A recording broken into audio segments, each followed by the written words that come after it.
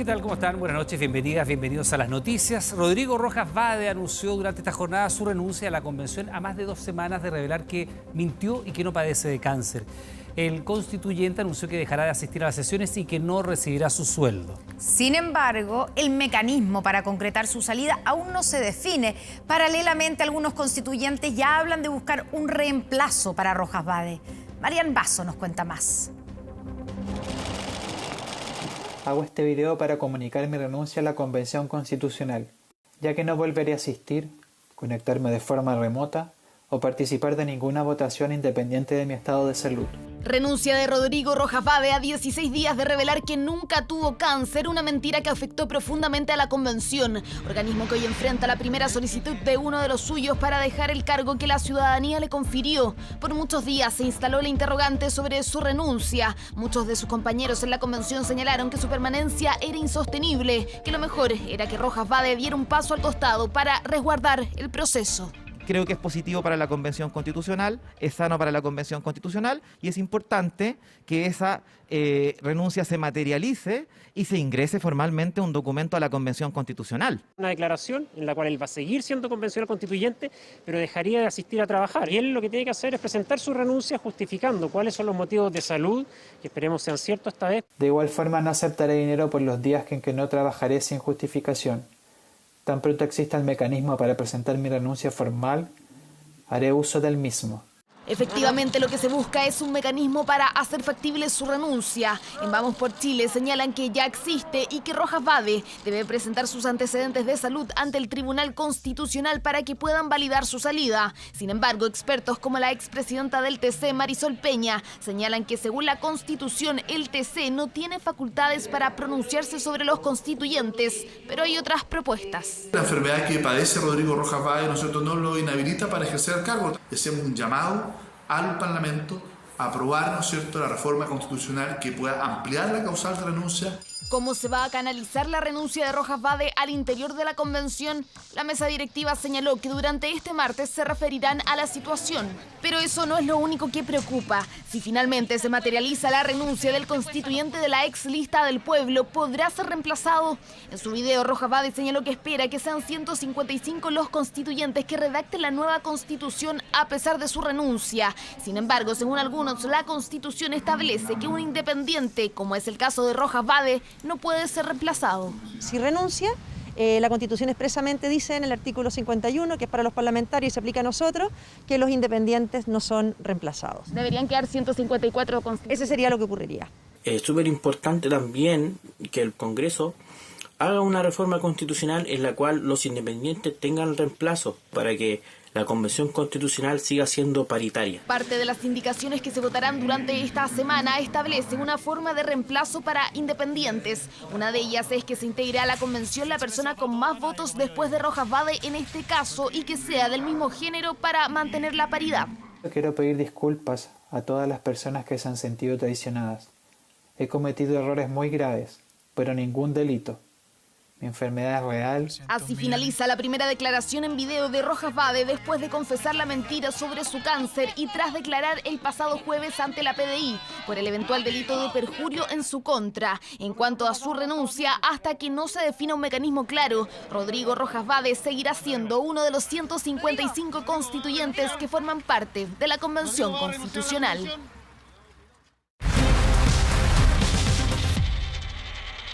Hoy ingresó al Congreso la llamada Ley Corta de Pensiones. ¿Qué cambios trae para la pensión básica solidaria y la cobertura del pilar solidario? Andrés Vial está con nosotros en Contexto Económico. Andrés, Connie, muy buenas noches. No es baladí, no es coincidencia que ingrese hoy día, que se comience a tramitar mañana. ¿Por qué? Porque el miércoles comienza a discutirse el cuarto retiro del 10% y obviamente que esta es una de las estrategias del gobierno para intentar frenar un cuarto retiro que ha ido ganando fuerza y apoyo en el Congreso. Vamos a explicar esta ley corta de pensiones que afecta solamente, y digo solamente entre comillas, al pilar solidario. De aquí, de alguna forma, queda claro que la gran reforma previsional queda pospuesta para más adelante. Aquí, en lo medular, la pensión básica solidaria, que es la que reciben todas las personas que nunca cotizaron en el sistema que rige nuestro país desde el año 2008, Bachelet 1. Actualmente, las personas, hombres y mujeres, entre 65 y 75 años, reciben 164.356. Las personas de 75 años y más, un monto que es casi 12.000 pesos superior, 176.000 pesos. ¿Qué es lo que dice? Insistimos, este proyecto de ley que tiene que pasar, tramitarse en el Congreso. Hoy día lo firmó el presidente, pero para que ingrese al Parlamento. El proyecto dice 178.950. No existe esta diferencia. Yo creo que aquí en el Congreso, cuando se avance en el trámite, va a haber un delta a favor, tal como había hasta el día de hoy, para quienes tienen 75 años y más. Claro, porque a este grupo le sube muy poquito, Exacto. pero lo que intenta Casi hacer el 8.000 proyecto pesos. es igualar a todos los pensionados a partir de 65 años. Pero tú dices que lo más probable es que la tramitación aquí puede aumentarse. Ha sucedido en otras discusiones también, justamente cuando se ha robustecido otras veces el pilar solidario. Vamos con la segunda parte, que también es tan importante como esta. Por ejemplo, se amplía el escenario o la cantidad de personas que se acogen a este pilar solidario. Actualmente es el 60% más vulnerable de nuestro país, Connie, y se busca que aumente hasta un 80%. Esto va a hacer que de una sola vez sean 500.000 los beneficiados más que se suman. De 1,5 millones crecemos a 2 millones de personas beneficiadas. Y aquí también es muy importante el aporte previsional solidario, que es el suple, el complemento que entrega el Estado, esta vez, de acuerdo a este proyecto, todas las personas que tengan pensiones bajo los 500.000 pesos. O sea, una persona que tiene una pensión de 500.000 pesos va a recibir, mientras la pensión es más baja, es mayor el suple, entre comillas. 500.000 pesos son 6.927. Una pensión de 300.000 pesos, 74.956. Pensiones autofinanciadas. Y una persona que recibe una pensión de 200.000 pesos, 108.000 de financiamiento a través de este aporte previsional solidario. Esto con el proyecto de ley. Recordemos que hoy día, más o menos, el promedio de las pensiones autofinanciadas es de alrededor de 210.000 pesos. Un proyecto, lo decíamos, que ya ingresó el día de hoy, se comienza a discutir mañana, un día antes de la discusión del cuarto retiro del 10%, la nota de Jaime Quesada.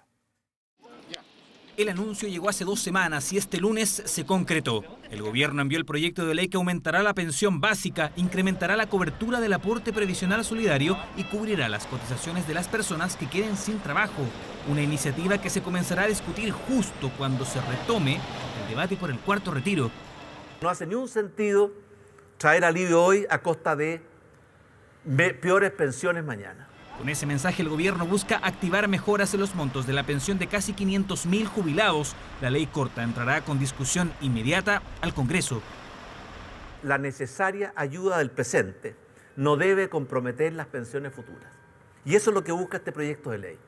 Aumentar en forma permanente las pensiones de todos nuestros adultos mayores. Una iniciativa que la oposición ya catalogó como insuficiente. Esta ley corta de pensiones literalmente es demasiado corta porque no toca un ápice el sistema de AFP. Así es que desde la oposición vamos a estudiar un conjunto de indicaciones. Como aumentar el monto del reajuste, incorporar la revisión de las tablas de mortalidad, la eliminación de algunas comisiones que cobran las AFP y que éstas respondan en el caso de pérdida en los fondos. Querer frenar una iniciativa que es el cuarto retiro con un proyecto que beneficia principalmente a quienes no están en el sistema de AFP, demuestra lo absurdo y lo equivocado que está el gobierno. El cuarto retiro y ahora la ley corta de pensiones otra vez marcan diferencias entre parlamentarios, incluso del mismo partido. Yo creo que son proyectos distintos, que no tienen directa relación uno con el otro, y nosotros estamos evaluando sin duda la aprobación del cuarto retiro. Sería una inconsecuencia poder aprobar un cuarto retiro cuando el cuarto retiro lo que hace es destruir definitivamente las pensiones. ¿Se busca frenar un nuevo retiro de ahorros previsionales? El gobierno zanjó la discusión. Esta ley corta de pensiones no busca detener el cuarto retiro, lo que busca es mejorar las pensiones.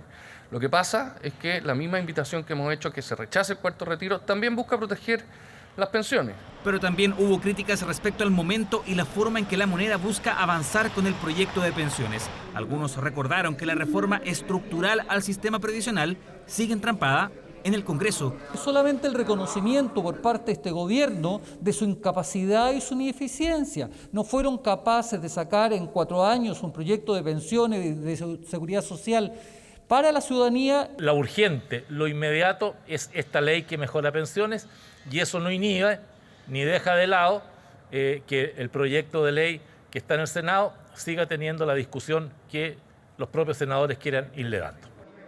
Se espera que este martes la ley corta comience su discusión en la Comisión de Trabajo de la Cámara, un día antes que el cuarto retiro se revise y vote en la Comisión de Constitución. Y otro elemento que incluye es una suerte de seguro para las lagunas previsionales que sería cubierto para las personas desempleadas a través del fondo de cesantía. Otro elemento bien importante es cómo se va a financiar esto. Pues esto, a diferencia de otras ayudas sociales, Connie, estos son gastos permanentes, no es un gasto transitorio. A ver, de acuerdo a la estimación de Hacienda, esto tiene un costo anual de 1.100 millones de dólares y se va a financiar con eliminación o reducción de exenciones tributarias, que son ciertas ventajas tributarias que tienen ciertos sectores económicos que aquí se eliminarían. Por ejemplo, ganancias de capital en el mercado bursátil, la segunda exención o reducción de exención que se busca aquí eliminar. Los créditos de IVA a las empresas constructoras. Esto al final siempre lo va a terminar pagando el consumidor. Recordémoslo. Eso dicen al menos las empresas constructoras. Siempre termina pagando Moya en esta historia. Beneficios de vivienda al DFL2 y un cuarto elemento bien importante, impuesto a la herencia y donaciones relacionadas con los seguros de vida. Insistimos, esto es un gasto permanente, no es un gasto transitorio, 1.100 millones de dólares. Y esto tiene que ser una reforma tributaria, además. Exactamente. Bien tiene que pasar por el Congreso. No es menor la discusión. Muchas gracias, Andrés. Nos vemos. Chao, chao. Buenas noches. Seguimos contigo, Iván. Claro, y en riesgo vital, con las vías respiratorias comprometidas. Así permanece un matrimonio que resultó con graves quemaduras tras sufrir un ataque incendiario en su casa, en la comuna de Carahue. La pareja habría recibido amenazas hace algunos días. La ambulancia trasladó de urgencia al matrimonio de agricultores Allende Pino de aproximadamente 50 años de edad.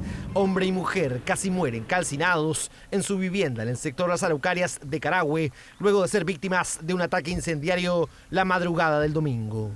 Prendieron fuego al domicilio, ¿ya? Entonces por eso después ellos atinaron a salir, obviamente, pero no en buenas condiciones. Es preocupante esto porque además el hombre, que era un hombre de trabajo, que partió de muy abajo, que le pase esto duele. Lo que yo logré ver, escopeta, UCI, a lo mejor había alguna, mi papá con quemadura grave, mi mamá con algo un poco más leve, pero igual con quemadura, su cabello, rostro. Graves quemaduras que hoy los mantienen en riesgo vital. Una de las personas tiene entre un 30 y un 40% de quemaduras en su cuerpo, la otra persona tiene aproximadamente un 10%, pero hay compromiso de las vías respiratorias, lo que hace su estado grave. Todo en medio de denuncias de familiares respecto de la demora de la llegada de carabineros. Concurre carabineros, pero cuando ocurren situaciones de violencia tiene que ir apoyado con equipos de control de orden público. Así que ahí efectivamente, como digo, no tengo el dato exacto, pero puede haber habido una demora con eso. La institución confirmó a su vez una denuncia puesta por el hijo del matrimonio en Carabineros solo días antes del ataque por el robo de un aserradero. Sí, efectivamente era de nosotros el aserradero, pero no teníamos amenazas antes. ¿Llegaron disparando? Creo que sí, porque nosotros despertamos, como a esa hora uno estaba durmiendo, nos pillaron como de sorpresa, así que... Puede ser hasta por venganza, no se sabe, porque él había tenido amenazas. Supuestas amenazas que incluso habrían sido escritas en maderas situadas en el campo en los que se sindicaba la familia de Soplones. Hay que condenar enérgicamente estos hechos, pero no solo por parte de las autoridades de gobierno. Hay que condenarlo transversalmente. No podemos permitir que esto se normalice. Necesitamos decisiones y acciones hoy. No pueden transitar libremente por los caminos de nuestra región personas que van a quemar, incendiar, matar y destruir. La coordinadora Arauco Mayeco emitió un comunicado en el que descartan estar detrás del ataque, un delito por el que los responsables arriesgan altas penas. El delito de incendio en lugar habitado, que tiene aparejada una pena que puede llegar hasta presidio perpetuo calificado, lo cual implica que la persona que sea condenada a esta pena no pudiese optar a un beneficio intrapenitenciario sino hasta el cumplimiento efectivo de 40 años de privación de libertad. Los agricultores se mantienen en riesgo vital en el hospital Hernán Enríquez Aravena de Temuco y podrían ser trasladados en las próximas horas hasta Santiago debido a la gravedad de las quemaduras tras el ataque incendiario del que fueron víctima en su domicilio. Más de 200 millones de pesos en deudas por pensión alimenticia tendría Franco Parisi, quien por ese motivo se encuentra actualmente con arraigo nacional. El candidato presidencial del Partido de la Gente desconoce la deuda y asegura que aún no viaja a Chile por temas laborales pendientes en Estados Unidos. Flavia Cordela con los detalles. Por eso yo leo contra los guetos de poder. Y yo quiero democratizar los medios de comunicación y quiero democratizar la democracia. Este video de una entrevista del 2013 ha sido utilizado por Franco Parisi para defenderse de lo que dice son ataques para bajar su candidatura. Sin embargo, esta vez la acusación contra el candidato presidencial va más allá. 207 millones de deuda por pensión alimenticia. Lo que señala el señor Parisi es que tiene deuda cero y que además él señala que en el 2015 se habría efectuado una modificación de ese pago de pensión y esa modificación señala él que la ha cumplido rigurosamente. Son absoluta y completamente falsas. Es un populismo electoral, es un oportunismo político. Franco Parisi ha sido vulnerado en su derecho a la honra, a la privacidad. Desde el entorno de Parisi aseguran que recién la semana pasada se enteraron de esta denuncia dada a conocer por un reportaje de Canal 13. Sin llegar a Chile y a través de sus redes sociales, como usualmente lo hace, contestó.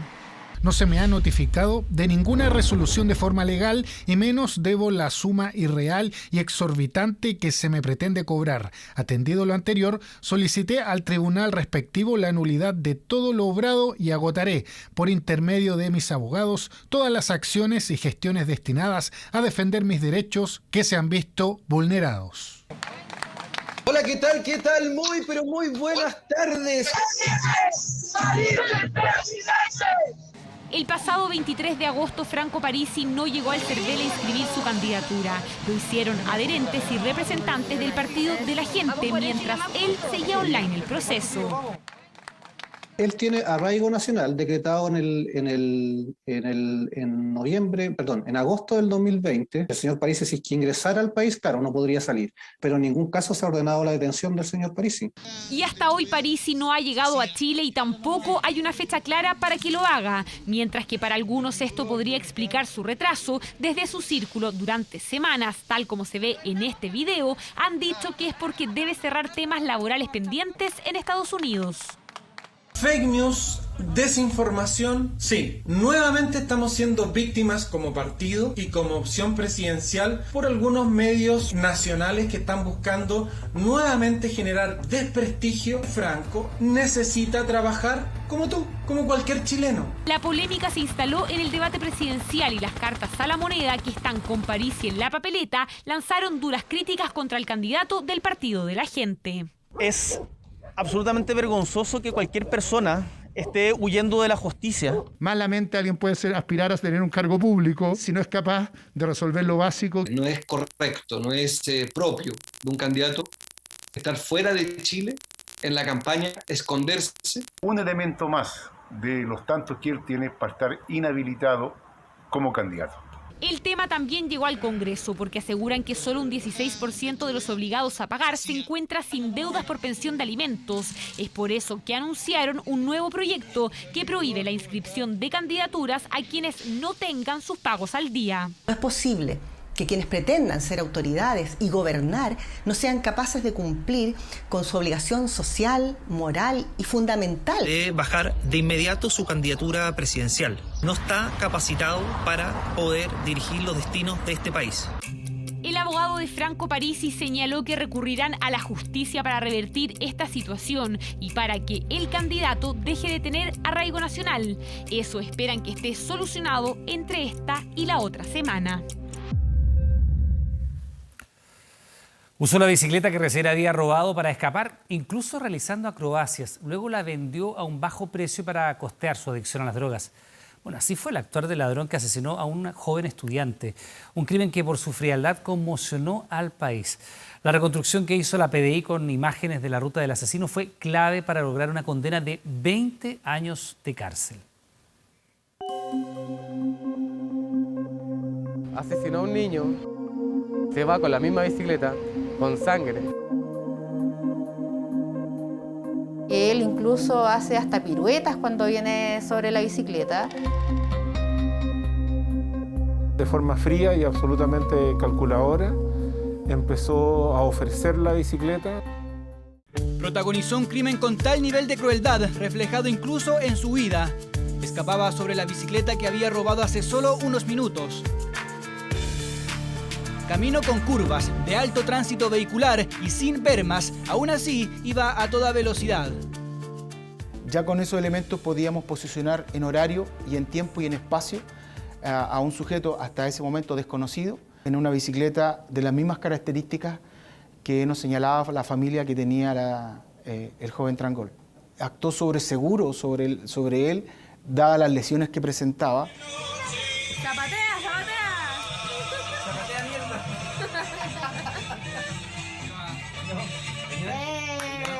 Pablo Trangol tenía 17 años, fue apuñalado sin la oportunidad de defenderse en diciembre de 2018. Joven estudiante que recién había salido de cuarto medio, quería seguir la carrera de telecomunicaciones. Su pasatiempo era el deporte, solía recorrer el sector de la pirámide en Huechuraba, pero se encontró con un homicida que le robó la bicicleta a cambio de su vida. Terminó la audiencia y te juro que vi en él algo, o sea, parte de su frialdad. Terminó la magistrado, dijo, bueno, terminamos la sesión y él pide hablar. Yo dije, bueno, ¿será que quiere expresar, no sé, algún tipo de arrepentimiento? Dijo, ¿a qué hora el almuerzo? No es necesario. Ya. Dice que Jorge Riveros nunca mostró arrepentimiento en los casi 3 años de investigación. Según la fiscalía, era un conocedor de la ruta. Tiene familiares en Huechuraba, pero además asaltaba con frecuencia a deportistas de la zona. Con lo que conseguía pagaba su vicio, las drogas. De hecho, vendió la bicicleta en 100.000 pesos. Él mismo ha señalado que su especialidad era robar bicicletas, que luego las comercializaba, bicicletas normalmente de alta gama, y el imputado ese mismo día volvió con la bicicleta hacia la zona de Huechuraba y se la entregó a un amigo de él. La policía busca al principal sospechoso del homicidio de un joven quien resultó con una herida mortal en su cuello y sin su bicicleta. El crimen de Pablo causó conmoción y dudas en quien compró la bicicleta. Las características, el lugar y proximidad con el día del ataque hizo que la persona entregara detalles claves a la PDI. Era un trabajo complejo. El ataque ocurrió en un sector más bien desolado y sin cámaras. Por lo tanto, la Brigada de Homicidios debió recopilar imágenes de casas particulares, de universidades y parques. Él, claro, se muestra relajado, haciendo piruetas, y ya cuando logra abordar la locomoción colectiva, la verdad es que él, más allá de notarse con un cierto nivel de nerviosismo o quizás de algún grado de arrepentimiento, más que todo se notaba cansado. Con los ahorros de su práctica, Pablo compró una bicicleta apropiada para la actividad física. Iba siempre con sus amigos, pero el día del crimen subió solo. El homicida lo atacó con un cuchillo para luego dejarlo abandonado. Escapó en la bicicleta, pero también tomó 2 micros. Por la frialdad de cómo se dieron las cosas, eso es lo que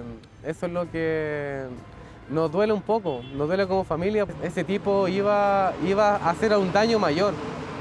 Él se levantó en la mañana con las ganas de hacer algo malo. Se condena a Jorge Hernán Riveros, antes individualizado, a la pena de 20 años. Serán 2 décadas en la cárcel, aunque el homicida de la bicicleta podría optar a beneficios cuando cumpla la mitad de la condena, pero según los antecedentes ya tendría al menos 4 peleas con otros internos.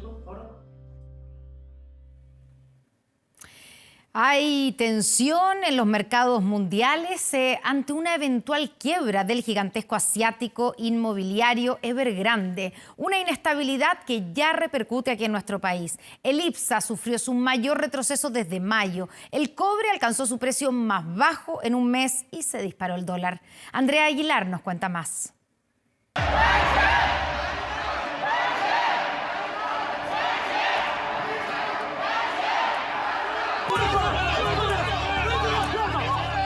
La posibilidad de que la segunda compañía inmobiliaria más grande de China quiebre ha desatado las protestas en el gigante asiático y ya empieza a ocupar los titulares de la prensa mundial. To Evergrande. Evergrande is definitely a deflationary impulse in China. The China Evergrande, calificada por algunos medios como el Lehman Brothers chino, al compararla con el banco estadounidense que marcó la recesión del 2009, los rumores sobre la empresa Evergrande han causado este lunes una jornada negra en los mercados bursátiles.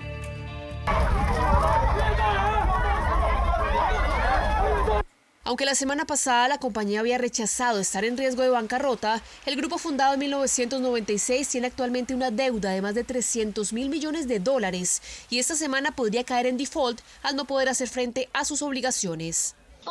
Creo que a lo largo de los años muchos inversionistas han invertido dinero en empresas como Evergrande, porque creían que si las cosas eventualmente se volvían inestables, el gobierno siempre los rescataría. Se trata de la segunda inmobiliaria que más ventas tiene en China y que se enfrenta a un escenario de quiebra con una deuda superior al PIB de Chile y a la alerta porque su situación puede afectar una de las industrias más importantes del gigante asiático.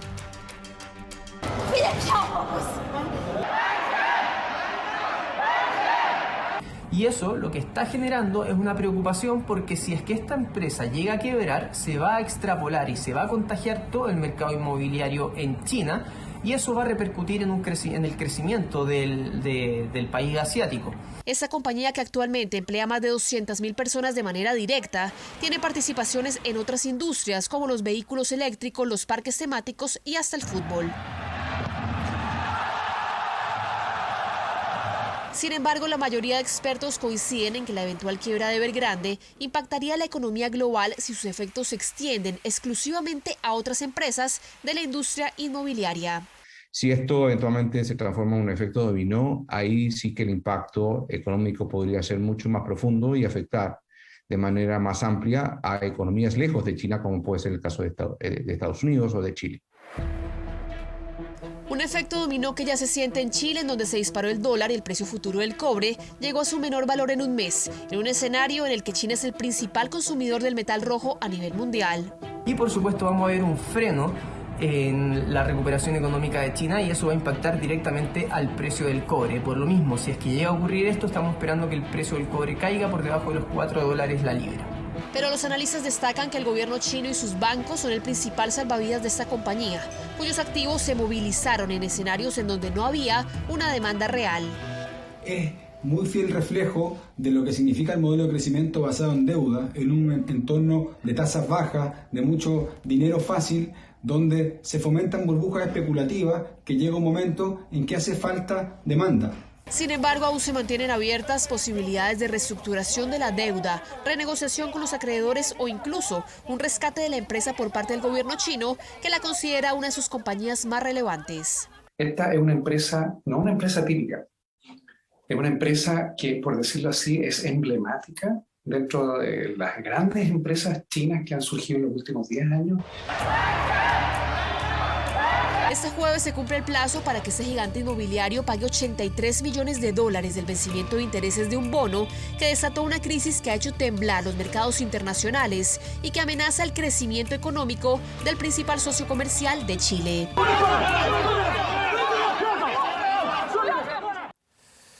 Y de vuelta a nuestro país, las cifras de la pandemia han mostrado una leve alza. Atención con esto, porque la situación preocupa sobre todo en 3 regiones del país que tienen una tasa alta de incidencia. Los especialistas advierten que esta tendencia se incrementará aún más tras las celebraciones 18eras. Y en Colina tenía una mansión, pero no te olvides que aquí... Algunos en sus casas, otros al aire libre. Lo cierto es que este 18 se celebró.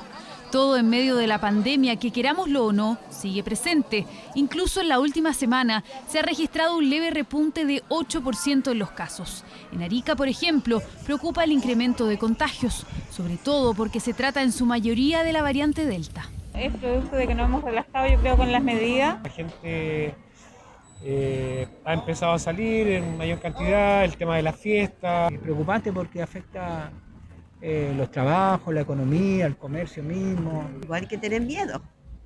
Nosotros no salimos para nada por lo mismo. Es la región con la tasa de incidencia más alta del país, seguida por Aysén y Tarapacá. Tenemos que tomar y fortalecer cada una de las medidas que se realizan, no solamente en la comunidad por un lado, sino que especialmente en el Estado con la trazabilidad, el testeo y el aislamiento. Antes del feriado patrio, el número de contagios ya había estado aumentando, pero preocupan los coletazos que puedan dejar las celebraciones 18eras, cuyos resultados recién se conocerán en una semana. Estamos monitorizando y controlando todas las variables para evitar que exista un rebrote importante, pero no podemos dejar de decir que sí esperamos un leve aumento o un aumento de los casos en relación a las buenas cifras que tuvimos hasta hace 2 semanas atrás. Al menos la ocupación hospitalaria por COVID sigue a la baja, tendencia que seguirá las próximas semanas. Va a haber un incremento de estos casos. Esperamos que esto no tenga un impacto hospitalario, que los casos graves propiamente tal no aumenten debido a la gran masa de chilenos vacunados. Durante esta jornada, además del llamado de atención por el leve aumento de casos, hubo anuncios. Las licencias médicas otorgadas a aquellos pacientes COVID positivo se reducirán de 11 días a 10. Además, aquellos contactos estrechos que estén vacunados tendrán que cumplir con 7 días de aislamiento y los que no deberán mantenerse 10 días en sus casas. Que a partir de la evidencia existente a nivel mundial, lo realizado en otros países como el Reino Unido, por las recomendaciones que hemos tenido de los expertos, infectólogos, epidemiólogos, también del Consejo Asesor del Ministerio de Salud, hemos decidido acortar el tiempo de cuarentena. Según un oficio de la Superintendencia de Salud de junio de este año, la licencia por COVID se paga de manera íntegra, sin periodo de carencia. Una de las disposiciones de dicha ley elimina el periodo de carencia en todas las licencias derivadas por COVID, es decir, ese descuento de los primeros 3 días cuando esta licencia duraba 10 días o menos, no opera para casos de licencia por COVID. El acortamiento de las cuarentenas comenzará a regir a partir del próximo lunes 27 de septiembre. Y atención porque estas son parte de las sorprendentes imágenes que han llegado desde las Islas Canarias en España. El volcán Cumbre Vieja está en erupción, afectando a un centenar de viviendas. Miles de personas ya fueron evacuadas y el volcán tiene 8 bocas por las cuales van emergiendo estas cadenas de lava. Hemos conseguido acceder hasta este punto ya desalojado en cuestión de horas porque, como veis, el magma, la lava está arrasando con las casas y con los campos de cultivo. La lava escurre lentamente arrasando con viviendas, cultivos y vegetación.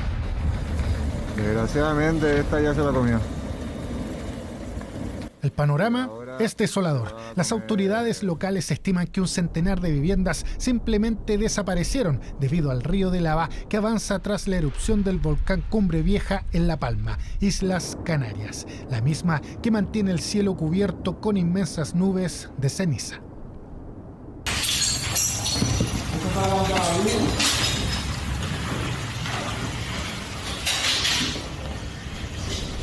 Pues nada, ahora mismo impotencia porque no se puede hacer nada, ante un volcán no se puede hacer nada, entonces impotencia y lo que hemos podido pues un negocio, una casa, todas nuestras pertenencias, eso, todo.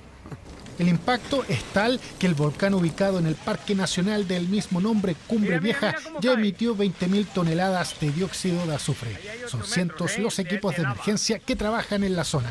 Rescataron decenas de mascotas y también evacuaron ya a cerca de 5.500 personas. Varias de ellas pernoctan en un centro de acuartelamiento alejado de la isla.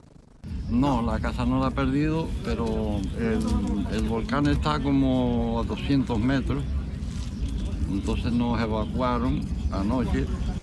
No dejan de sorprender las imágenes del material incandescente donde las temperaturas llegan a los 1000 grados. El volcán continúa activo en fase de erupción y seguirá así por algunos días. Hay señales, una de ellas es en la medida que va cesando la actividad sísmico-volcánica, es que hay una reducción de la presión al interior de la caldera y por lo tanto debiera seguir a eso una reducción de la intensidad de las explosiones y en consecuencia una reducción del flujo piroclástico, que es el flujo de lava. Ahora la lava se dirige hacia la zona costera. Auguran que llegará al mar durante la noche.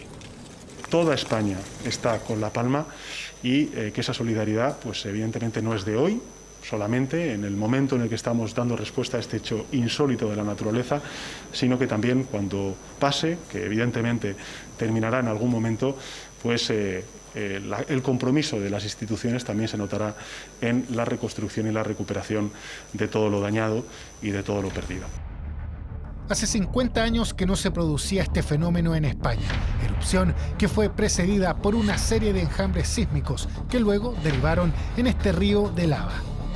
La alerta persiste con la destrucción de estos amplios terrenos del archipiélago de Canarias.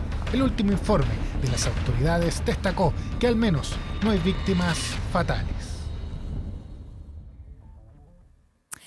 Facebook sabe que Instagram es tóxica para las adolescentes. Es parte de las revelaciones de una investigación publicada por The Wall Street Journal que evidenció cómo la compañía ha ocultado información y ha negado en público los efectos nocivos de la aplicación durante años, pese a los cuestionamientos que históricamente ha recibido.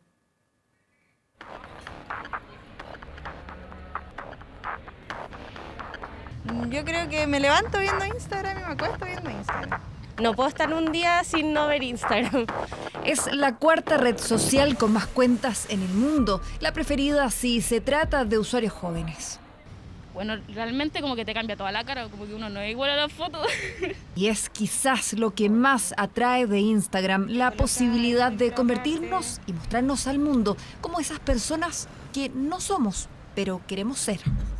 En una cierta conformidad. El tema es que al enfrentar el mundo real ya no se sienten cómodos porque no pueden ir con esos filtros a cuestas, ¿cierto?, que han puesto en sus imágenes. Efectos que para los ejecutivos de Facebook, dueños también de Instagram, no serían algo desconocido. Facebook sabe, con todo lujo de detalles, que sus plataformas están plagadas de fallas que causan daños, a menudo de formas que solo la empresa comprende por completo. Es el principal hallazgo de la investigación publicada por el periódico estadounidense Wall Street Journal y que revela cómo, en los últimos años, la mega compañía ha ocultado los efectos nocivos de su aplicación, especialmente en adolescentes. Se revisaron documentos, discusiones de empleados en línea, borradores de la alta gerencia y estudios. Uno de ellos advierte que el 32% de las usuarias jóvenes que dicen sentirse mal con su cuerpo también reconoce que Instagram las hace sentir peor. Información clave que habría sido conocida por los altos ejecutivos de la compañía sin que se hiciera nada para remediarlo. En repetidas ocasiones, la compañía descubrió que Instagram es dañino para un porcentaje considerable de ellos, sobre todo las adolescentes, más que otras plataformas de redes sociales. Facebook ha minimizado constantemente los efectos negativos de la aplicación, incluso en comentarios al Congreso. Y a veces como que me siento insegura y a veces uso filtro. La mayoría como que te comenta, te dice, oye, te ves bonita, y como que uno sabe que no soy así, entonces como que una misma se baja el ánimo. A mí sí me pasa, me cambia el estado de ánimo. La plataforma te incluye o te excluye. Y quienes no tienen una estructura psicológica suficientemente fuerte para abordar este tipo de situaciones, caen en situaciones de depresión, trastornos de ansiedad. Ansiedad, depresión, distorsión de la realidad serían los efectos más comunes de Instagram entre adolescentes, especialmente mujeres. La información revelada encendió las alertas porque sería parte de los análisis de la compañía que busca crear una nueva aplicación, ahora enfocada en niños. Hoy día los ribetes en los cuales han avanzado estas plataformas tienen que tener un análisis ético. Los resultados de la investigación contrastan además con las declaraciones que hizo el mismo fundador de Facebook en marzo pasado frente al Congreso, donde advirtió que el uso de las aplicaciones sociales podía tener beneficios para la salud mental.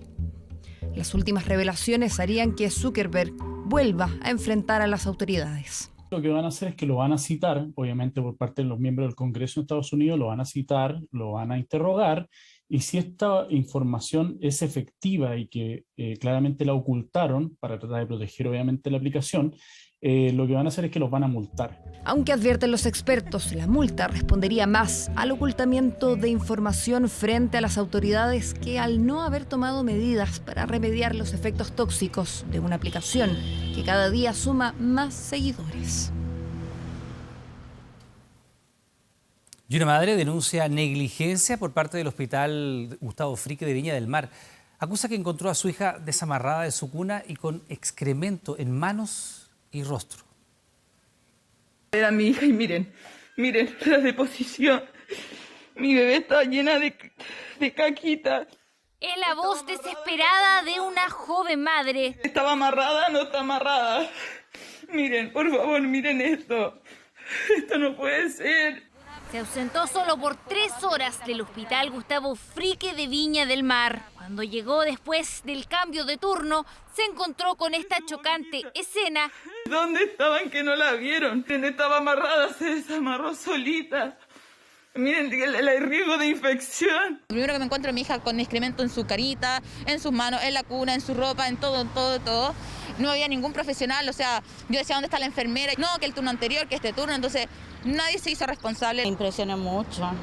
Imagínate, aún estoy como afectada, estoy súper choqueada. Luego que este video se viralizara, otras madres salieron a entregar su testimonio, denuncian escasez de personal, descuido de los funcionarios con los niños. Da rabia, da impotencia, da pena. Por último, si no van a estar viendo a los niños, pónganles cámara. O sea, si van a invertir en un hospital que no sé cuántos millones costó y es nuevo, eso no nos sirve. Sola, sin ningún monitor, uno llega y entre ellas no se dan ni cuenta. Rabia, da rabia, mucha rabia. Porque son niños, son bebés y pasan solos aquí. En agosto pasado se aprobó la ley Mila que garantiza el acompañamiento digno de niños y niñas hospitalizadas, pero aún no ha sido promulgada. El diputado Andrés Celis ofició al Servicio de Salud Viña del Mar, Quillota. Vamos a ejercer todas las acciones pertinentes para que se esclarezca esta situación que al parecer no es tan solo con esta menor. La calidad de maltratos y agresiones que viven niñas y niños dentro de los hospitales seguirá siendo la misma mientras esta ley no entre en vigencia. Oficiamos al Ministerio de Salud para indagar responsabilidades y solicitamos sumarios al director del hospital y en paralelo seguimos acelerando la tramitación de la ley Mila que garantiza el acompañamiento digno de niños y niñas hospitalizadas. A través de un comunicado, el Hospital Gustavo Fricke lamentó lo ocurrido. Señaló que se dispuso el aseo de la niña, además de la sanitización de la sala cuna y enseres. Aseguró se instruyó una investigación interna para conocer detalles de lo ocurrido. Disculpas que no dejan conformes a esta joven madre que podría iniciar acciones legales junto a otras mujeres que estén viviendo la misma situación en este centro de salud. Incomprensible lo que vivió esa madre con su guagua. Vamos a otro tema. En un fallo sin precedentes, la justicia sentenció a 4 años de cárcel a un falso veterinario por maltrato animal. Hace 2 años, las autoridades descubrieron más de 80 perros, gatos y aves que mantenía de manera clandestina en estrechas jaulas y en condiciones insalubres en una casa en Providencia.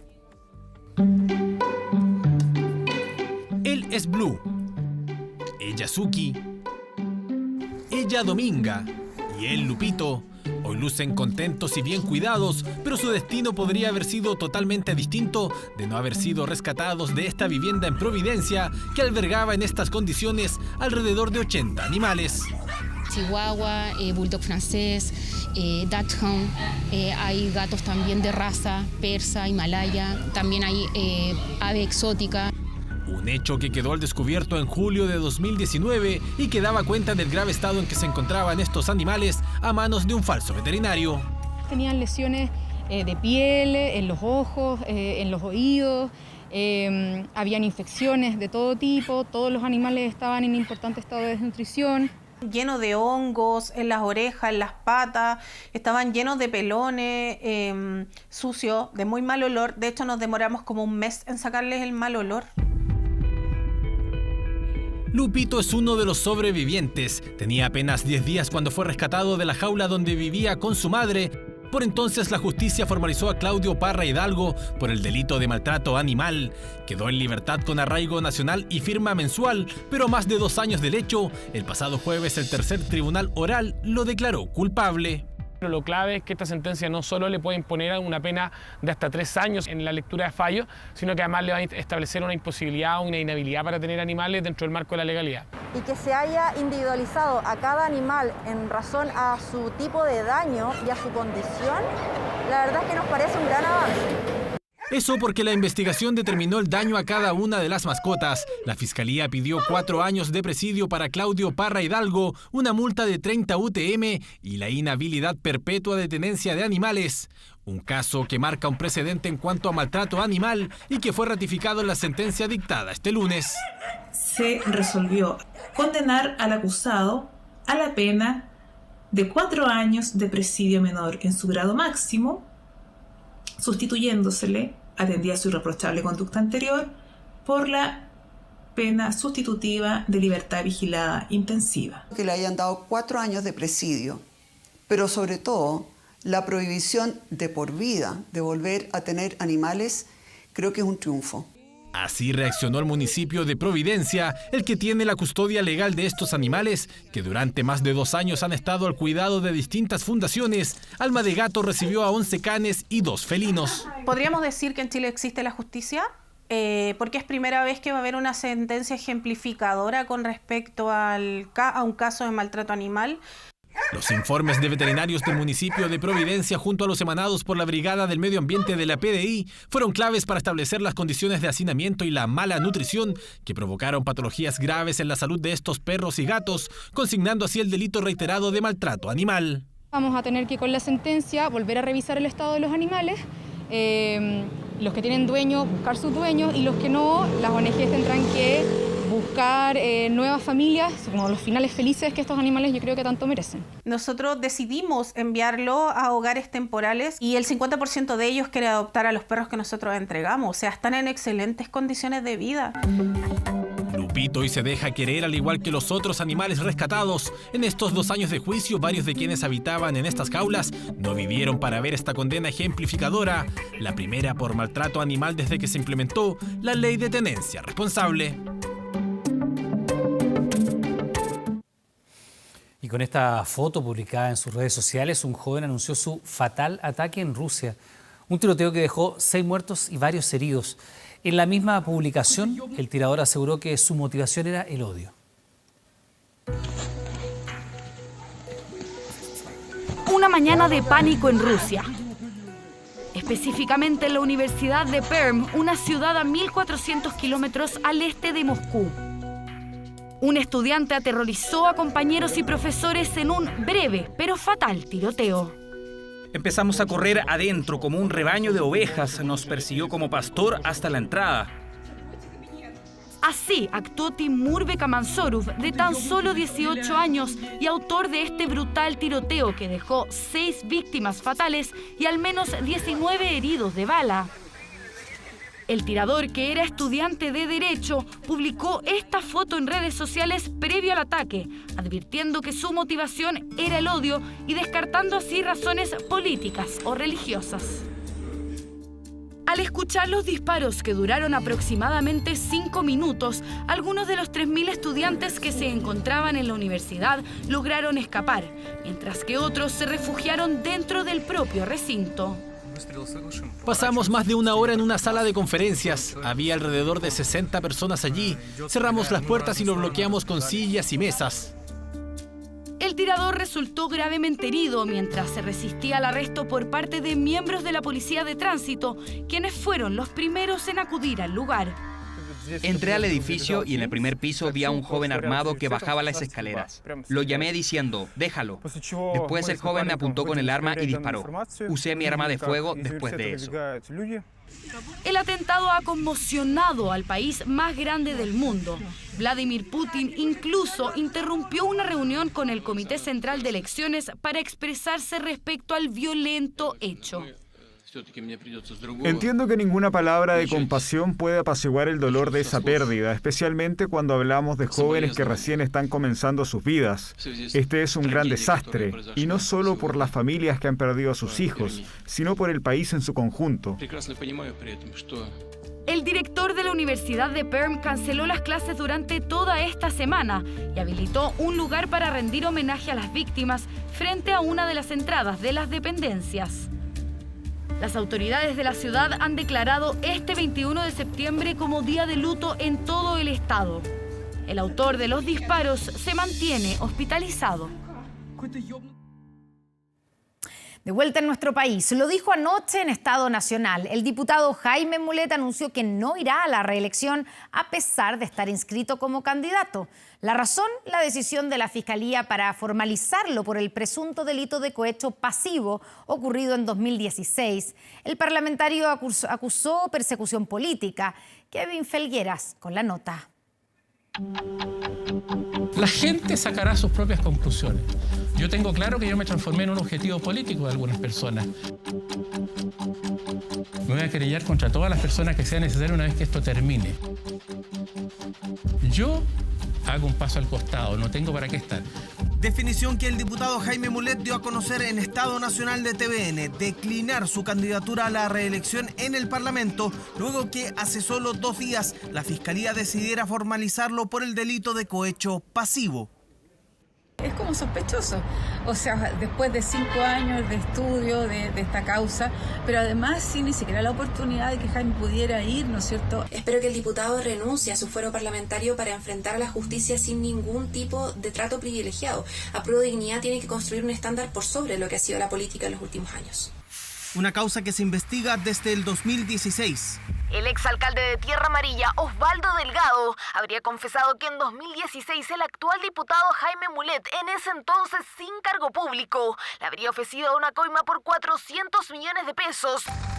Indagatoria que tiene a su haber una querella del Consejo de Defensa del Estado que da cuenta de un supuesto pago millonario de la mina Candelaria a las arcas municipales de Tierra Amarilla para no bloquear la aprobación del estudio de impacto ambiental, lo que le habría permitido a la empresa lograr mantener su funcionamiento hasta 2030. Los intermediarios, dice el documento, habrían sido los abogados Ramón Briones y Hernán Bocelán, mientras que Mulet habría ofrecido una coima al ex jefe comunal para levantar una medida precautoria que impedía la llegada de los recursos, todo descartado por el propio diputado. De todas maneras, los antecedentes llevaron a la Fiscalía a la decisión de formalizar esta investigación. ¿Hizo usted gestiones a favor de Candelaria de la minera ante el alcalde? No, eso es falso. Me han registrado por todas partes, no han encontrado nada y la verdad es que una y otra vez vuelven. Es una persecución política, ustedes tienen que entender eso. Persecución política, acusa el parlamentario que este lunes reiteró su intención de dedicarse solo a su defensa y por tanto declinar su candidatura a la reelección. Eso sí, a pesar de poder sacar su nombre de la papeleta mediante un trámite administrativo, Mulet solo llamó a que los electores prefieran a su compañero de lista. La idea, dice, es no afectar a las candidaturas de su partido y también al presidenciable Gabriel Boric. Que producto de esta formalización que me hacen, dañen la candidatura de Boris. Van sobre Boris. Más allá de que él le toca a la justicia declarar si su inocencia o culpabilidad, no puede hoy día ser candidato. Y eso Jaime Mulet lo entendió, a mí me parece que es la dirección correcta, él se va a dedicar principalmente a su defensa y por lo tanto nosotros no vamos a tener candidatos que estén formalizados. 16 de noviembre es la fecha de la formalización del parlamentario y presidente de la Federación Regionalista Verde Social, solo 5 días antes de las elecciones en las que finalmente Jaime Mulet no va a buscar su reelección. La justicia sentenció a Christian Warner, ex asesor de Marco Enrique Sominami, a una pena de 2 años de presidio que podrá cumplir en libertad por delito tributario. Warner fue declarado culpable por emitir 2 millonarias facturas a la empresa OAS Chile por servicios que no se realizaron. En esta misma sentencia, Enrique Sominami fue absuelto de todos los cargos. Además, el tribunal rechazó la demanda civil que presentó el Consejo de Defensa del Estado contra el actual candidato presidencial. Warner también deberá pagar una multa de 20 unidades tributarias anuales, equivalente a 12,5 millones de pesos.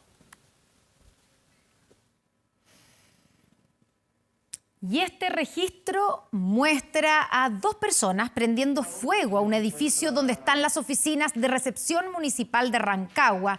Cientos de documentos quedaron destruidos. El municipio acusa intencionalidad. Madrugada del 19 de septiembre y esta pareja merodea por las inmediaciones del edificio municipal de Rancagua Tomás Guaglén, donde premunidos de acelerante prenden fuego a las oficinas que hasta entonces albergaban los permisos de edificación. 2 personas con un bidón, con un líquido acelerante, rompen el vidrio y incendian precisamente una de las dependencias de acá del edificio Tomás Guaglén. Este es un atentado contra la ciudad. Aquí se quemó información sensible que tiene que ver con los permisos de edificación y por la rápida acción de bomberos finalmente no explotó y no se quemó todo el edificio. Todos los antecedentes que fueron recopilados y se pudieron levantar en el minuto ya están en conocimiento del Ministerio Público, así que por lo tanto ahora hay que esperar el desarrollo de esta investigación. El incendio preocupa al municipio, sobre todo porque en dichas instalaciones se encontraban los registros de la polémica remodelación del Paseo Estado, cuyos trabajos se encuentran detenidos desde el año pasado, cuando la empresa constructora abandonó las obras. Acá se quemó información sensible. Nosotros estamos haciendo un levantamiento a través también de una auditoría externa que se está licitando, en donde queremos saber el estado del arte del municipio de Rancagua, el estado financiero, los procesos administrativos, y eso sin duda en la dirección de obras que hoy día fue afectada con un incendio intencional, es lo que nosotros queremos hoy día también investigar.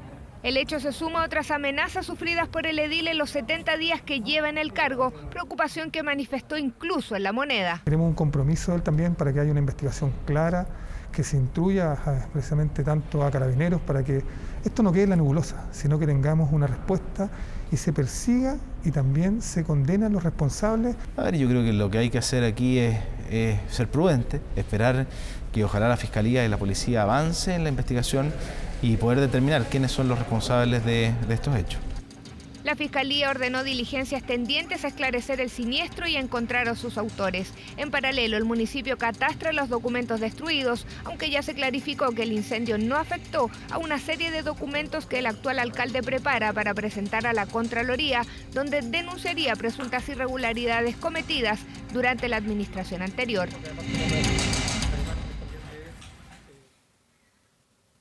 La Corte de Apelaciones de Iquique revocó la prisión preventiva y decretó arresto domiciliario para los 3 militares bolivianos que están imputados por los delitos de robo con intimidación y porte de armas de fuego, todo esto en suelo chileno. Tras la resolución, este lunes abandonaron la cárcel de Alto Hospicio. Los efectivos del Ejército Altiplánico fueron detenidos por Carabineros el pasado 7 de septiembre tras ser acusado por 2 personas de sustraer su vehículo y disparar en la zona fronteriza de Pisiga-Colchane, en la región de Tarapacá. En fallo unánime, la primera sala del Tribunal de Alzada acogió los alegatos presentados por la defensa del teniente Jaime Hervas Fuentes, el subteniente Miller Ponce Flores y el sargento José Carvajal, quienes permanecían recluidos desde el pasado 11 de septiembre. Los 3 militares bolivianos, quienes dejaron esta tarde el recinto penitenciario, acompañado por personal del consulado de su país, deberán cumplir arresto domiciliario en la comuna de Pozo Almonte.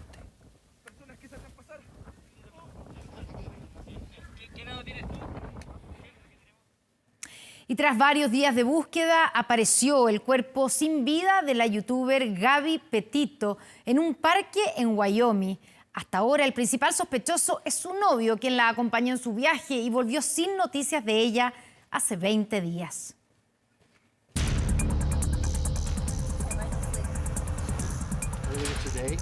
Los restos humanos encontrados hoy son consistentes con la descripción de Gabriel. Esa fue la lamentable noticia que recibió la familia de la joven de 22 años, Gaby Petito. Una youtuber que llevaba 10 días desaparecida tras un viaje de 3 meses que hizo por parques nacionales de Estados Unidos, junto a su novio, Brian Laundrie, y que se dedicó a viralizar a través de sus redes. Las primeras sospechas de que algo no andaba bien surgieron después del 30 de agosto, cuando dejó de responder mensajes a su familia. Ella nunca ha estado más de 3 días sin hablarle a nadie y ya han pasado 3 semanas sin ningún mensaje de ella. El viaje de la joven pareja partió en junio. La última semana de agosto, la familia de Petito se había comunicado con ella, pero solo a través de mensajes de texto, despertando dudas en su familia sobre si realmente Gaby era quien respondía. Sospechas que aumentaron cuando el 1 de septiembre Brian Laundrie regresó solo de su viaje sin informar la ausencia de Gaby Petito ni cooperar con su búsqueda. Las noticias sobre Gaby Petito son devastadoras. La familia Laundrie envía sus condolencias a sus cercanos. Pero hubo un antecedente durante el viaje que, según las autoridades, no hay que desconocer. Durante el 12 de agosto, la policía del estado de Utah atendió un llamado reportando una fuerte discusión de una pareja que había preocupado a los habitantes del sector. Se trataba de Brian Laundrie y Gaby Petito. La completa identificación forense del cuerpo todavía no se ha hecho al 100%, pero su familia ya está informada de los hechos. Ella siempre era muy feliz, hablaba con todo el mundo y era muy buena con la gente. En la última comunicación que la familia Petito tuvo con su hija, ella decía que se dirigía al parque Grand Teton, en el estado de Wyoming. Y el cuerpo que se presume podría ser de la joven fue encontrado a 22 kilómetros de ese lugar. Un hecho al que se le suma el anuncio de la desaparición de Brian Laundrie, de quien su familia reporta no saber nada desde el 14 de septiembre. Sin duda una trágica historia cuyo desenlace aún no está claro. Las autoridades esperan tener más información tras la autopsia realizarse en las próximas horas, a lo que se le suma la búsqueda del paradero del que hoy es el principal sospechoso, el novio de Gabby Petito. Les recordamos que a partir de las 22 horas, Televisión Nacional de Chile está autorizada para transmitir programas para mayores de 18 años. Las autoridades estadounidenses aceleraron el regreso de miles de migrantes que están viviendo en un improvisado campamento bajo el puente internacional que une Ciudad del Río en Texas con Ciudad Acuña en México. Cerca de 2.000 personas han sido trasladadas hasta uno de los llamados centros de procesamiento de migrantes en Estados Unidos, donde son fichados para luego ser enviados de regreso a sus países. La mayoría proviene de Haití, pero también hay inmigrantes de Cuba y Nicaragua. Muchos han viajado durante semanas y también durante meses. Todo esto en la búsqueda de mejores condiciones de vida. Sin embargo, el campamento de emergencia, con más de 13.000 personas que se armó debajo de esta estructura, ha generado una verdadera crisis humanitaria en Del Río, Texas. Las condiciones deplorables en las que viven preocupan a las autoridades locales. El gobierno mexicano aseguró que no tiene inconvenientes en acoger a los migrantes siempre y cuando respeten las leyes. El multicampeón mundial de boxeo Manny Pacquiao anunció su candidatura a presidente de Filipinas. Lo llamativo es que el deportista milita en el mismo partido que el actual presidente, Rodrigo Duterte, quien también planea postular a la vicepresidencia, aunque ambos son enemigos políticos. Se vendrán pronto los jingles de campañas políticas en Chile. Por ahora escuchemos uno de Filipinas.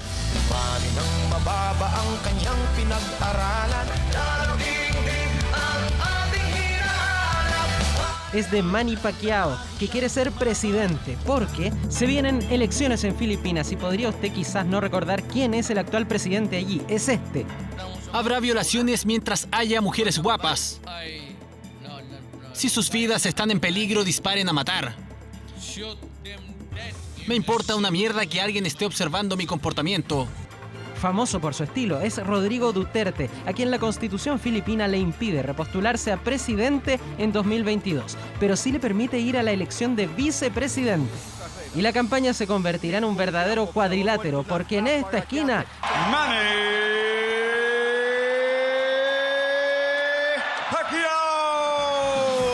Para presidente se levanta el histórico boxeador Manny Pacquiao. Soy un luchador y siempre seré un luchador dentro y fuera del ring. Pero así lo recibe Duterte. ¿Sabes? Cuando eres un campeón en el boxeo, no significa que eres un campeón en la política. Y el tema es que es favorable a la pena de muerte y hostil con la homosexualidad, Pacquiao lleva el estilo del gobernante partido PDP, al que pertenece también Duterte. Pero, y aquí se abre la polémica, el boxeador se levanta como opositor al actual gobierno de su camarada Duterte, al que ha acusado de corrupto. Para aquellos en el gobierno que continúan aprovechándose y robando de las arcas del país, pronto terminarán juntos en la cárcel. Y ya se sienten los primeros golpes como en un cuadrilátero, porque Duterte pensaba postular a vicepresidente acompañando a su camarada de partido Christopher Go, en una dupla donde Duterte finalmente mantendría un poder en las sombras. Pero Go declinó ser candidato y apareció ahí Pacquiao. Con lo que la aventura no es tan fácil para Rodrigo Duterte, pues la facción de Manny Pacquiao todavía no da su apoyo a la candidatura del polémico actual mandatario. Se acabó tu tiempo, le dice fuerte y claro Pacquiao, en el polémico camino a las presidenciales de mayo de 2022, en la mundialmente llamativa política filipina. Con el auspicio de Loto, nunca dejes de soñar, presentamos 24 Horas Deportes.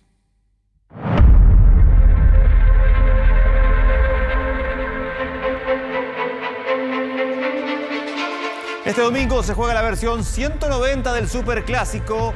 Ya son 8 años desde el último triunfo azul jugando de local en este partido, este tradicional partido. ¿Cómo le va? Buenas noches. Doblete de Dumas y otro de Charles Aránguiz, más la expulsión de Carlos Muñoz en el Colo-Colo. Fueron los condimentos de la última victoria de la U, que jugarán el Teniente de Rancagua para ver si puede cambiar esa historia.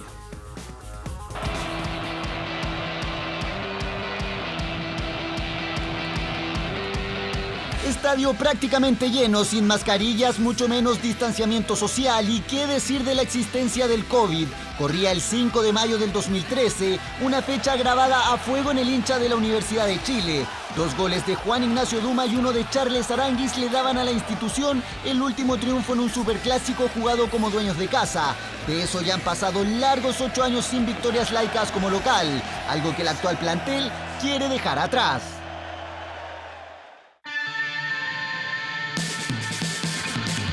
En la U regresaron este lunes a los trabajos. De la mano de Esteban Valencia, el equipo ha ganado confianza. 33 unidades tienen en el CDA a 7 del superlíder Colo-Colo, aunque para el encuentro de este domingo los universitarios podrían usar un arma que antes ya le hizo daño al cacique. Quería volver, que era el momento de volver, y luego hablé con mi familia. Tras casi una década fuera, Junior Fernández regresó a la U. Con 33 años y una carrera en Europa, el flamante refuerzo se podría estrenar ante el archirrival, que no contaría con su última incorporación. Ahora viene. El pasado viernes llegó a Chile Cristian Santos, el último refuerzo albo, y pese a que se vino lo antes posible, recién se integrará a la disciplina de Quinteros este jueves, por lo que se ve poco posible que el santafesino lo incluya para el Superclásico, aunque tampoco se descartan sorpresas. Y conversé con el míster y bueno, muy encantado, me trataron muy bien. La primera prueba para el equipo albo esta semana fue con la balanza, ya que fueron autorizados por el cuerpo técnico a celebrar este 18, pero con la sola condición de mantener el peso. Y en definitiva no hubo novedades porque todos llegaron en condiciones. En Macul solo quieren mantener el invicto como visita y además seguir distanciándose de sus más cercanos perseguidores en la tabla, para además estirar la racha alba. 8 años sin victorias azules en casa es lo que la U ahora como local en el Estadio El Teniente de Rancagua quiere cortar. El supercacique de Quinteros no quiere ser el equipo que pierda la imbatibilidad. Albos universitarios van por sus propias rachas en el Superclásico 190 de la historia. Y vamos a la historia. El 26 de noviembre del 96, semifinales de Copa Chile, la U había ganado 3-2 en la ida en el Monumental, por lo que Colo-Colo necesitaba al menos de 2 goles. A los 5 iniciado el partido, Ronald Fuentes derriba en el área a Marcelo Pablo Bartichotto. Ahí está, el 7 que caía en el área. Ivo Basay enfrentaba a Miguel Pinto para convertir el primer gol del cacique. Históricos de estos duelos de superclásicos, con Basay anotando desde el punto penal. En el segundo tiempo, Traverso realiza una falta sobre Basay y Marcelo Espina, seguramente aquí se van a acordar de esta celebración, golazo para el 2-0 y que tendrá una celebración súper especial. La camiseta alba en el banderín del córner y se paseó por el codo norte del Estadio Nacional.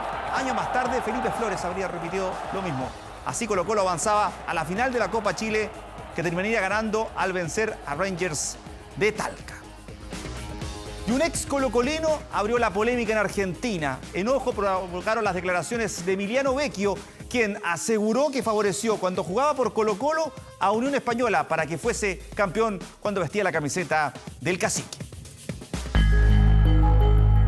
Que te hayan acusado de patear 2 corners mal a propósito. Estoy hablando en aquel partido entre Unión y Colo-Colo. ¿Fue de lo más raro que te pasó en la carrera? Fue verdad, pido disculpas. Fue verdad, lo dije. Fue a propósito, lo dije. Año 2013, Emiliano Vecchio lucía la 23 de Colo-Colo.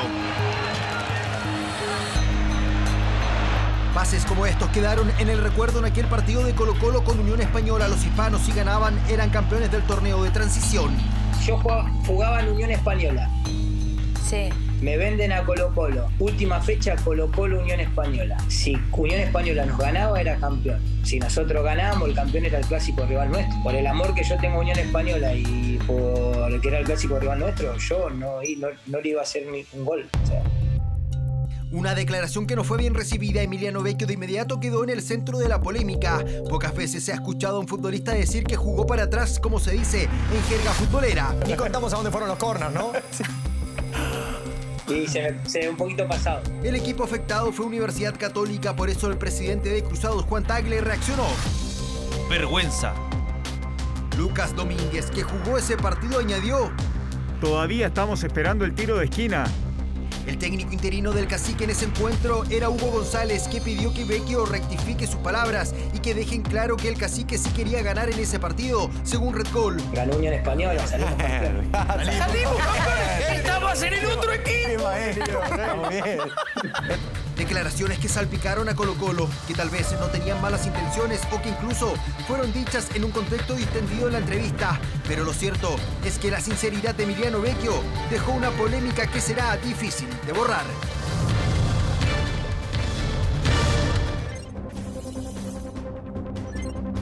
Ya volvemos con 24 horas Central. Estamos viendo 24 horas Central.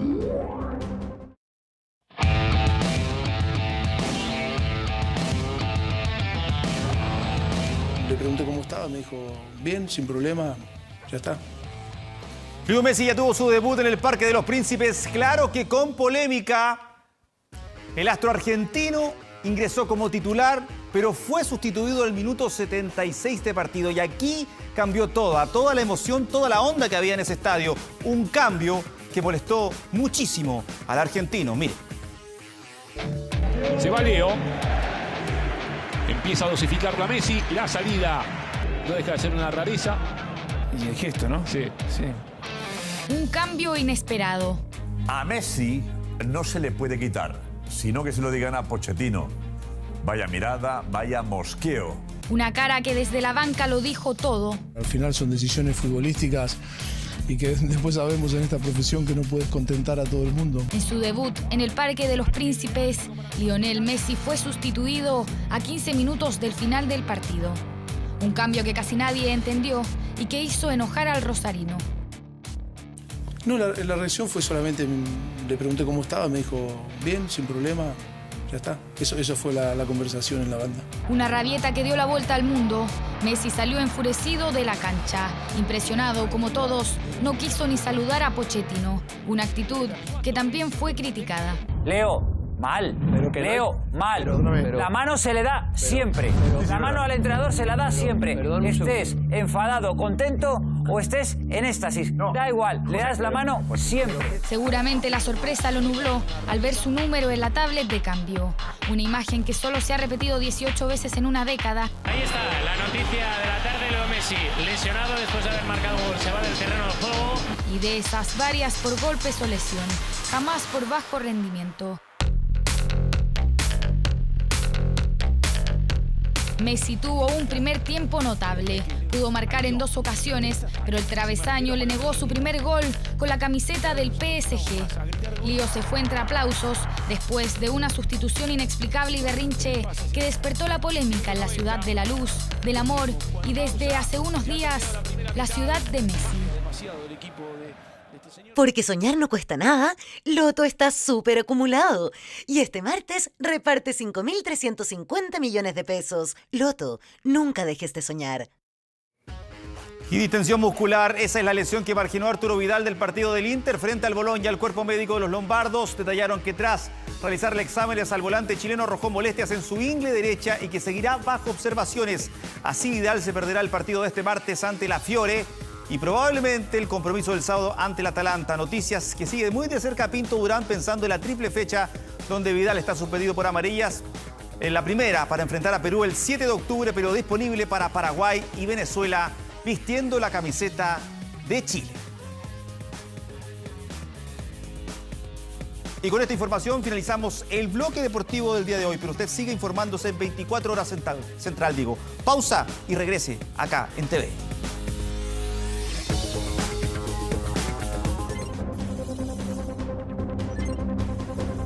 Ya volvemos con 24 Horas Central. De regreso a las noticias con información internacional, le contamos que hace 18 años que relaciones entre Francia y Estados Unidos no estaban tan tensas. La razón, la compra de submarinos por parte de Australia a Norteamérica. Claro, porque se rompe así el acuerdo comercial que mantenían con los galos, un hecho que calienta los ánimos justo cuando se desarrolla la Asamblea General de Naciones Unidas. Biden ha mostrado cercanía con Europa. Tal vez por esa misma razón es que Francia ha calificado como una traición el trato pactado entre Estados Unidos y Australia para la compra de submarinos y que dejó sin efecto una negociación multimillonaria entre los galos y los oceánicos. Creo que la humillación primero recae en los países que no respetan la palabra que han dado. Países que abandonan su objetivo de una estrategia de autonomía y se ponen detrás de otros países. Una tensión que ha ido escalando con el pasar de los días y que será otro de los temas polémicos durante la nueva Asamblea General de la ONU. Australia firmó con Estados Unidos y Reino Unido para contar con 8 submarinos nucleares, lo que generó indignación en París. Francia en realidad está escandalizado por varias razones. La primera es porque su acuerdo comercial con Australia literalmente queda en foja cero. Segundo, porque Australia, siendo un aliado de Francia, negocia a espaldas de los propios franceses. Y tercero, porque Estados Unidos y Gran Bretaña tampoco tienen, por así decir, el tacto de informarle a Francia de qué es lo que están haciendo con los propios australianos. Este martes será el turno de Biden y Macron para tomar la palabra en la reunión de líderes mundiales, pero parece insoslayable tocar este tema previamente, ya que la crisis va más allá de una disputa por un contrato de submarinos. China ha ido ampliando su dominio en el territorio de Asia-Pacífico, teniendo el monopolio del tránsito marítimo. En paralelo, Estados Unidos cuenta con Australia, lo que le sirve para balancear el poder de la zona. Tanto desde la perspectiva de Australia como desde la perspectiva de Estados Unidos, pareciera ser que el temor a China es mucho mayor que la mantención de buenas relaciones diplomáticas con Francia. Buenas relaciones diplomáticas que no sufrían altibajos desde 2003, cuando Francia se negó a apoyar la invasión estadounidense en Irak. Pero durante la cita en Nueva York, los ojos del mundo no estarán solo sobre Biden y Macron. Bolsonaro es otro blanco fijo, especialmente de críticas. El mandatario brasileño asistirá sin estar vacunado y conocidas son sus posturas negacionistas, incluso con el cambio climático, otro de los temas fundamentales a tratar durante la asamblea. Hemos llegado a un punto de inflexión en la necesidad de la acción climática. La alteración de nuestro clima y nuestro planeta ya es peor de lo que pensábamos y se está moviendo más rápido de lo previsto. La principal interpelación en este punto es hacia China por sus emisiones de gases de efecto invernadero. También el nuevo gobierno talibán en Afganistán será parte de la pauta en las reuniones que se darán durante esos días, en un formato híbrido que incluye citas presenciales y virtuales. Ya volvemos con 24 Horas Central. 24 Horas Central.